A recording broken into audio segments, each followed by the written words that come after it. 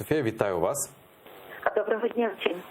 Ну а як ви сприйняли цю новину і чи лайкнули ви світлину Андрія Богдана без зубів?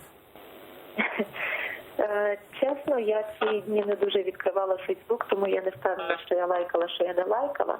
Але щодо коментаря по цій всій ситуації, я вважаю, що з одного боку це є протиборство кількох різних сторін в цій, скажімо так, цьому середовищі.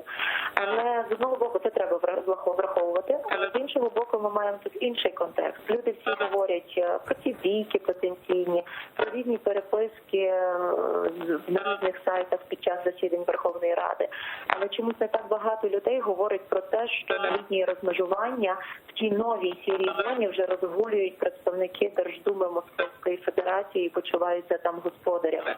Якщо Москва не має ніякої належності до оцього її ситуації на Донбасі, то що там представники Держдуми роблять?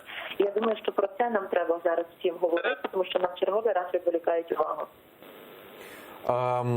Да, пані Софія, до речі, ми цю тему так само будемо в ефірі і далі вже піднімати. Але, зокрема, от, аби поставити крапку у цій темі з таким собі тролінгом.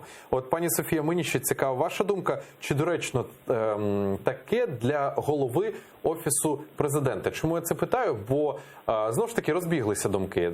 Дехто вважає, що це досить позитивно, коли такі от, всі на позитиві. Інші вважають, що це недоречно і псується інституція президента і так далі. От мені цікава ваша думка, коротко, будь ласка. Ви знаєте, я би радше взагалі сказала, що у нас намагаються підірвати і поставити під знак питання не тільки інститут президентства, але усі стовпи державної влади, включно з парламентаризмом, включно з відповідальністю влади перед своїми громадянами.